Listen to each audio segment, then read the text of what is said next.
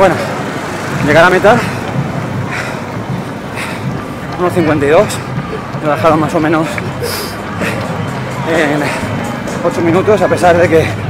Nois i noies, estem per sota de les 2 hores. Enhorabona, que volíeu baixar de 2 hores perquè ho heu aconseguit. I mireu a la dreta, només passaran que teniu una càmera que us està gravant la vostra arribada.